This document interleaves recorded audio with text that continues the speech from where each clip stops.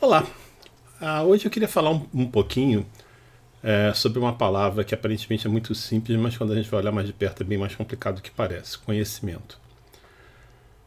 O Ian Hacking, que é um filósofo da ciência canadense contemporâneo, ele relata num dos livros que ele escreveu um jogo dos filósofos analíticos chamado de Vicious Circle, círculo vicioso em inglês, que era procurar uma palavra no dicionário e vendo as outras palavras para as quais essa palavra remetia e ver quanto tempo levava para você voltar à palavra original, fechando um círculo vicioso. Conhecimento provavelmente deveria quebrar alguns recordes nesse jogo, né? Bom, para tentar delimitar um pouco, em primeiro lugar a gente vai falar de um tipo específico de conhecimento, há várias formas, né, várias coisas que a gente pode chamar, mas que seria aquele conhecimento ligado àquilo que a ciência produz. E que seria um conhecimento dito como conhecimento proposicional, porque é baseado em proposições, a gente vai ver um exemplo disso daqui a pouco. A forma tradicional, né, da filosofia analítica de tentar definir o que é conhecimento, né, é dizer que se trata de uma crença verdadeira e justificada. Por conta desses três aspectos, essa é conhecida como análise tripartite.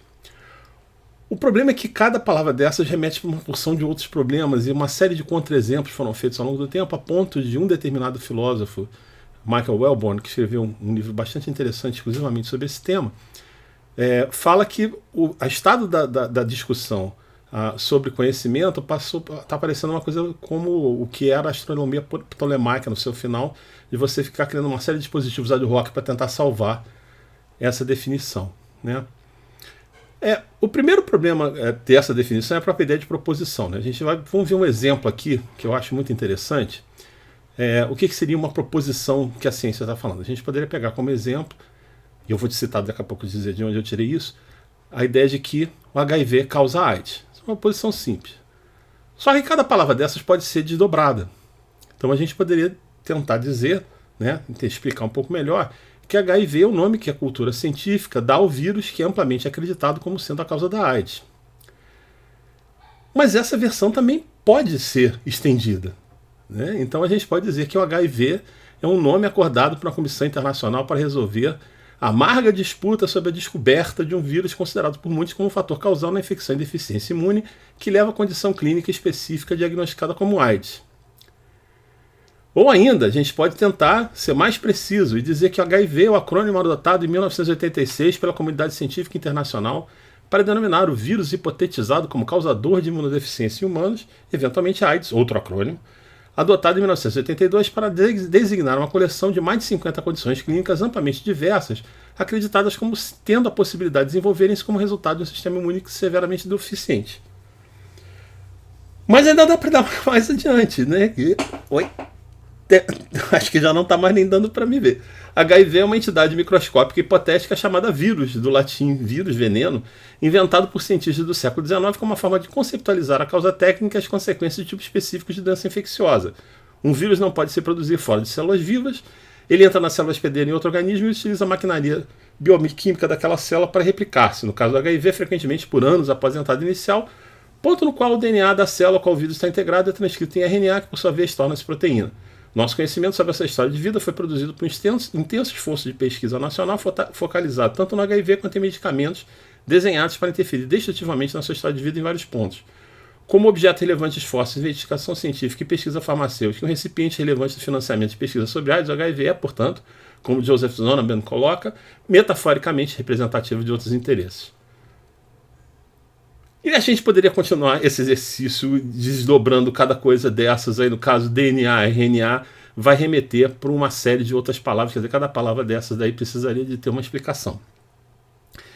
Esse exemplo eu gosto muito, é de uma autora chamada Paula Treichler, que escreveu um livro muito interessante, que eu já citei em outros momentos, chamado How to Have Theory in an Epidemic, que eu vou deixar a referência depois na descrição aqui do vídeo, né? O outro problema, então a gente vê aqui que, na verdade, quando a gente fala de proposição, a gente não está falando de frases isoladas, que são normalmente aquelas que figuram nesses exercícios filosóficos, mas de toda uma rede de proposições interligadas, onde uma remete para outra, que remete para outra, que remete para outra, e que, quando você altera, às vezes, alguma parte fundamental, essa rede de conceitos ela é profundamente reorganizada. Isso é um ponto que, em outro vídeo, eu espero poder falar um pouco mais. A outra dificuldade que vem disso, né, quer dizer, que muitas vezes a lógica que está por trás desse pensamento é a ideia de que conhecimento é uma questão individual, é o indivíduo que conhece. Inclusive existe essa expressão, indivíduo cognoscente, sujeito cognoscente. Mas, quando a gente olha para a ciência, ela é um empreendimento coletivo, e o próprio Wellborn, falando de uma maneira geral, esse autor que eu citei anteriormente, ele fala isso, e o conhecimento é também um processo social. Então, para fechar esse vídeo, eu queria propor que a gente tentasse redefinir essa análise tripartite usando outros termos e tentando, reconhecendo esse aspecto social, né, reconhecer que a ideia de verdade ela não vai ser dada fora das relações entre seres humanos, né? Então, em vez de dizer que é uma crença, já que a gente está falando de proposições, a gente vai dizer que se tratam de proposições que são aceitas como válidas por grupos específicos de investigação ou pesquisa, que são aqueles que na nossa cultura são os experts, que a gente já conhece como autorizados a falar sobre a validação dessas proposições.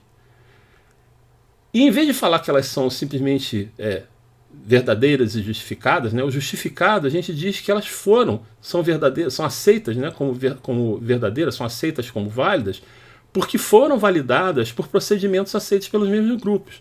Ou seja, esses grupos de investigação têm métodos, normalmente métodos de pesquisa, técnicas de pesquisa, que devem ser seguidas, e quando seguidas e produzem um resultado final, isso faz com que aquelas proposições sejam aceitas. E por último, né, é aquilo que a gente já falou ainda há pouco, que não se tratam de frases isoladas, mas que elas formam agregados coerentes, e que vão formar esses agregados coerentes com uma ampla rede de proposições que já tinham sido previamente validadas, que é aquilo que a gente poderia chamar do estoque de conhecimento disponível, que aliás é uma frase que um outro autor que eu gosto muito fala. Mas isso fica para um outro vídeo, e eu espero que vocês tenham gostado desse. Se gostaram, por favor, clica ali no like, no joinha, ok? Obrigado e até um próximo vídeo.